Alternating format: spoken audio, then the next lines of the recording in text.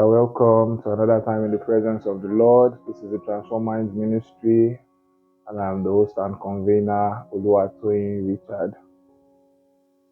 We'll be kicking off from where we left off in the part one of this sermon. We had the part one of this sermon on Sunday, and so this will be a continuation. Still, our anchor scripture is from the book of Daniel, chapter 6, from verses 1 to 3. Yeah, so I'll be starting with the story of Joseph. I think we're all familiar with this story. Pharaoh made Joseph the sole administrator of Egypt, made him the prime minister, and he was managing all of the affairs of Egypt. I found something interesting with that story, though, that 4 years, there is a deliberation around that, 4 years after the passing of Joseph, a new Pharaoh came to be, and he did not remember Joseph. He did not regard Joseph.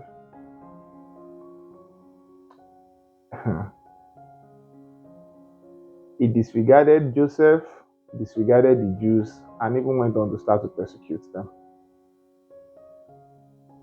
The interesting thing I found with this is the fact that at some point, 3 generations down the line, the administrator, the prime minister of Egypt was Joseph, a Jew. And I started thinking that is it possible that the reason why this persecution came upon the Israelites was because perhaps when Joseph was the sole administrator, when he was the prime minister, he was indeed the prime of the prime minister. That he most likely did not set up structures. I almost said like Wiki. He did not set up structures that was going to be lasting. He did not set up a system that would make for the sustenance of the Jews and their interests in the government before he passed. He did not place Jews in strategic positions to make sure that their interests were protected. Is it possible that that is what happened? That he just kept himself far off as the favored Jew that remained at that high up position. And once he left, there was nobody to speak for him. There was nobody, there was no structure. The influence of the Jews in the political space died along with him. See, if you continue to build a structure around yourself, making yourself the center point, everything goes through you, everything passes through you, and you refuse to decentralize power, to share responsibility, to bring people on board and designate authority to them, to carry out certain responsibilities in their own capacities. If you continue to make yourself the center head, the total authority, see, you will not be able to build anything that will be lasting. And this is applicable in business, in career, in your spiritual life. You are not structured to be a superman, to be a one-man mopo. It is always going to be partnership. You must bring people along with you. You must decentralize power. If Dangote decided to stick with being just a cement manufacturer company, he would have expanded to become what he is now. If he had said, okay, we have a cement business going, it is thriving, let's just stick to it. I want to make sure I monitor things so that they remain optimal. I need efficiency to be top notch, and I have to be the one to manage and monitor things myself. I have to be into everything that is going on, take tabs, keep tabs. Although, if he kept on doing that, he would have been a tycoon in this space, but he would have remained small. He would just have remained as a tycoon, a giant in the cement world. But he was able to branch out. Went to Dangote Sugar, Dangote Flour, Dangote Salt, Dangote Refinery. He kept on going. If he decided to just say, this system will not work without me, I have to be the one in charge, and he wants to monitor everything, it will crash, I have to be there, and he holds on to just that one thing. he will not be able to expand his enterprise. He would have remained small, a big man, but in a small level, in a small zone, in a small box. They have been a local champion. These are strategies that unbelievers employ because, see, anybody that is able to adopt these strategies will get the profit of it, whether believer or unbeliever. And unbelievers, they are really, really using it. They are not so caught up in their insecurities to make sure that everything must be about them. That if they are not at the center of it, it will crash. They have to be the one in charge. They are willing to decentralize structures, decentralize authority. Let someone else take charge of this. Let someone else take charge of this. If you are unable to do that, you will remain small. You remain small. Continue to live in these your insecurities. You remain small.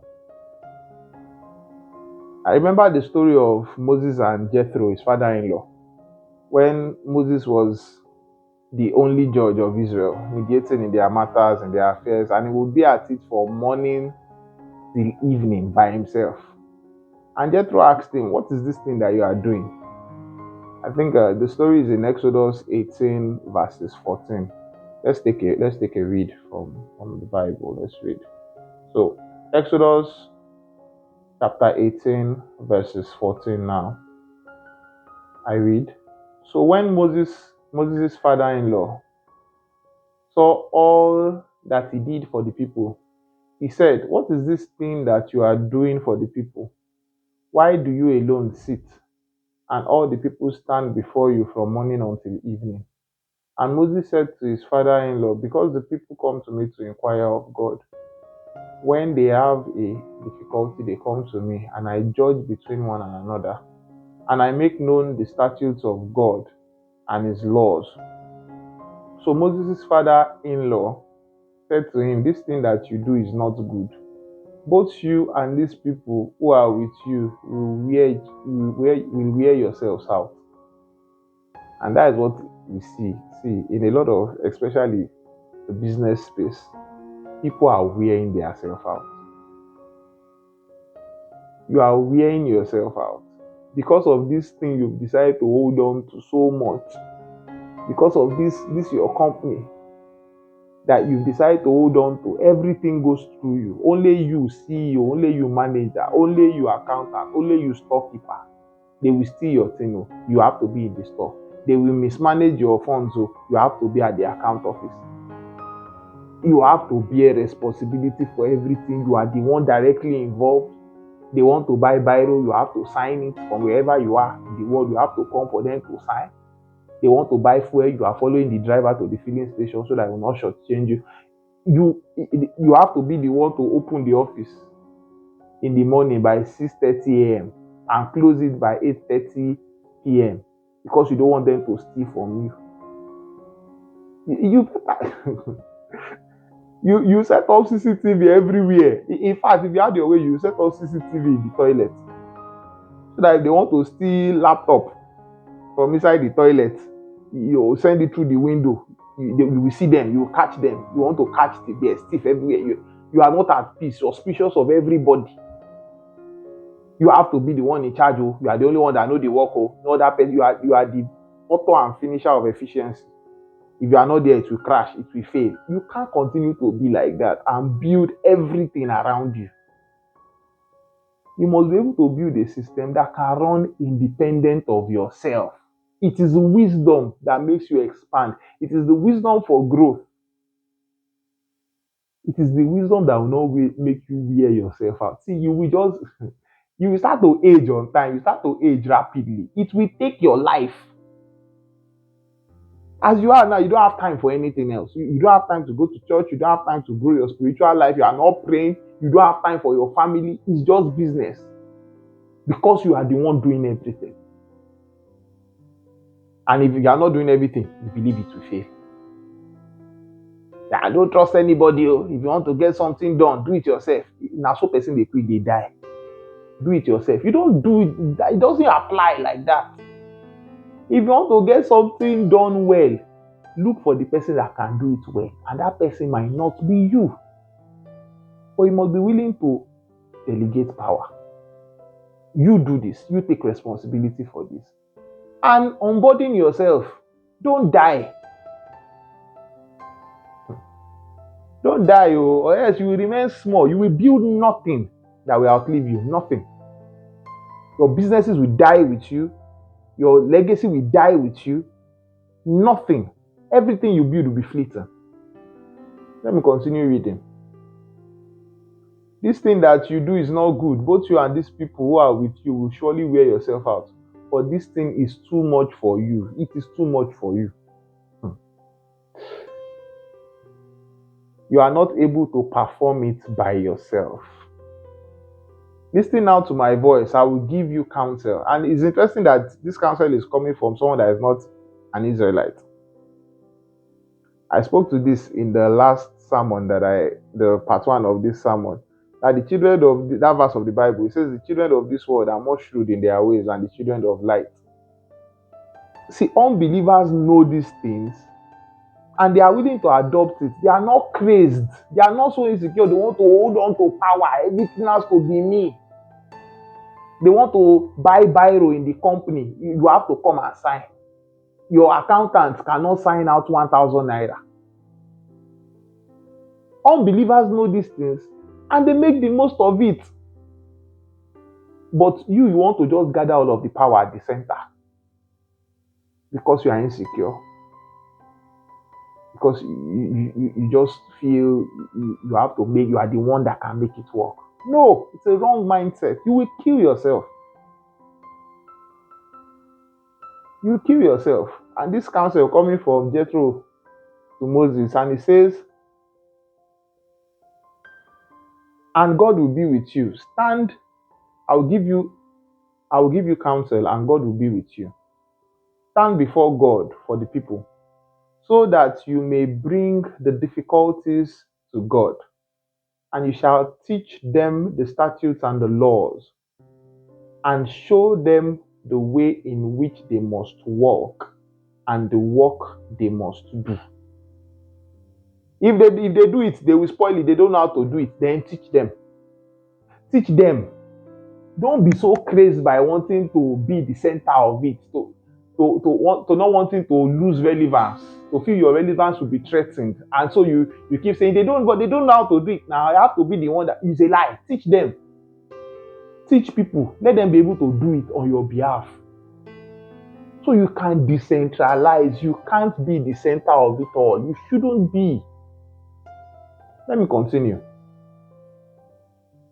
Moreover, you shall select from all the people able men, such as fear God, men of truth, hating covetousness, and place such over them to be rulers of thousands, rulers of hundreds, rulers of 50s, and rulers of 10s. You see, he gave a template for which you should consider setting up a decentralized structure. When you are in a company, a business, you are beginning to have 10 staffs, then you want to start to consider, okay, how to start to set up structures that are decentralized so that the system can run without you. The structure should be able to work independent of you. That is how it works. You must be able to achieve this. If not, you will not grow. You will remain small. You will not expand. You will just stay where you are. You will stay where you are and your efficiency will drop. You will think it's not dropping. That's what you will think. You will think because you are the one handling it. It's a lie. You will never be able to attain potential unless you adopt this mentality to not hold on so much to authority, being the total God of that thing. Decentralize. Share power. You handle this, you handle this, you handle that. See, if you think that the way that Jagaban has been able to hold Lagos to his whim in the last 18 years, after being a governor, 18 years after being a governor, he still runs the affairs of Lagos. If you think it is by being the total power, the total head, he just dictates, and what he dictates happens, you'll be wrong. This is the strategy by which he does it. And how is it? It's simple. Decentralized power. He's not the total authority in Lagos. So if you think he is, you are wrong. What his strategy was is that he got the most influential, most powerful, the most wealthy families in Lagos. He made a league and he brought all of them into it.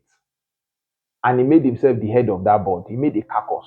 And that caucus still, I just don't want to start to give, I'm not in the inner caucus, but those that know will know what I'm saying. There is a caucus that determines who the next governor will be, who the senator will be. They finger pick who will be the president, the governor, the commissioner, the senator. They finger pick the person, and that is the person that will be it. And it's not singular to Tinubu. It's not singular to him.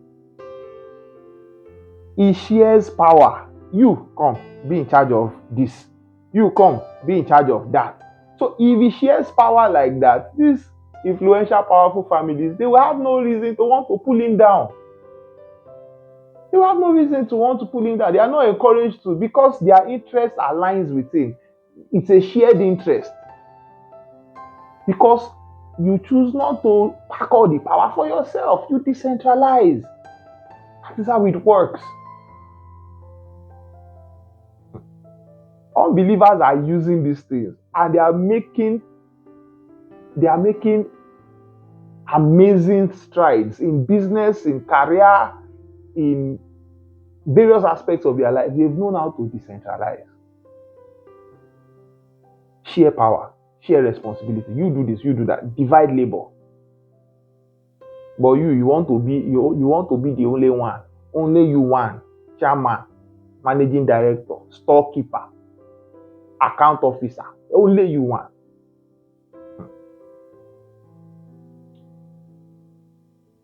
Let me continue reading. Place such over them to be rulers of thousands, rulers of hundreds, rulers of fifties, and rulers of tens, and let them judge the people at all times. Then it will be that every great matter they shall bring to you, but every small matter they themselves shall judge. Every small matter, let them judge. They brought someone to come and sweep the compound. You are moving about saying, how much did the person ask for? How much did the person collect? Where's her number? Let me call her to be sure that it is 1,000 naira that she collected instead of 1,200. And you start to get yourself consumed with small things, leaving the weightier things. Leave small things for other people to administer and deal with greater things. This is one of the apex skills of wise leaders. They are not scared to decentralize. They are not scared to lose their relevance. No. They are willing to decentralize so that they can shed off burdens. They can shed off weight. Let me continue reading. So it will be easier for you, for they will bear the burden with you. They will bear the burden with you. You don't need to kill yourself. Don't die. You will start to the age. You will start to age. It will start to affect you. You don't have time for anything else. You don't have time for anything else. This lady, DJ Copy, I don't know if it's original to her, but I saw it on her platform. She defined wealth. She said true wealth is having time. I'm paraphrasing now, but something like that. That what true wealth is, for you to be wealthy indeed, is to have time. You are so focused on business, you can't do anything else. It is not in the wisdom of God that you live your life like that. It is not. Unburden yourself. Share it with other people. If you do this thing and God so commands you, then you will be able to endure. You will be able to endure. You will be able to build businesses that endure, companies that endure, enterprise that endure. Your Christian life will endure because you'll be able to have time.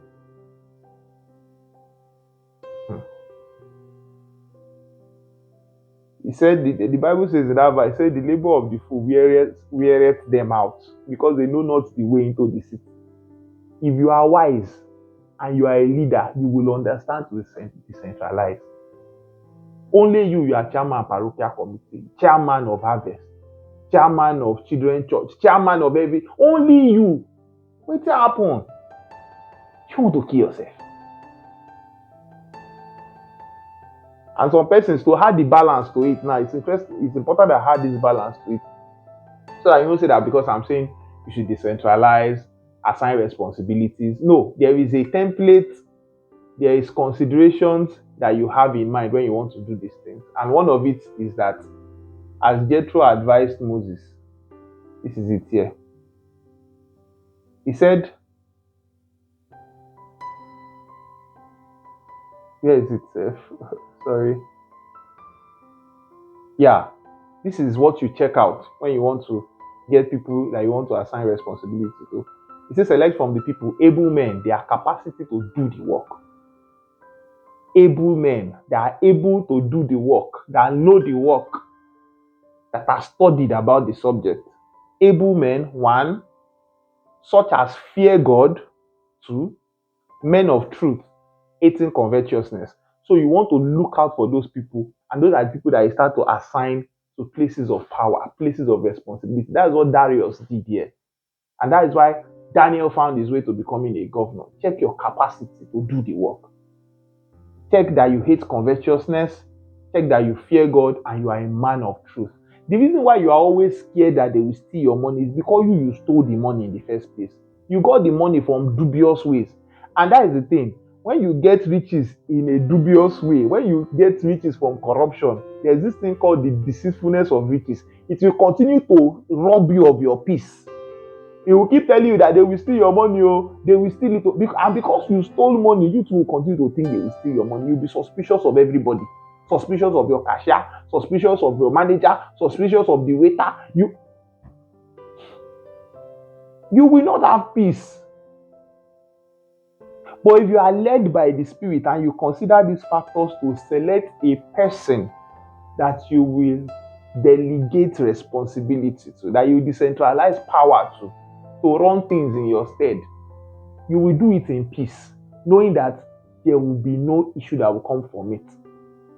Continue to this losing your peace to think everybody is a thief.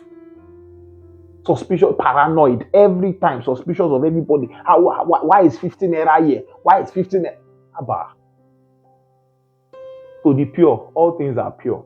If you are led by the Spirit, it will lead you to consider these factors and to put such a person diligent in this manner into a position.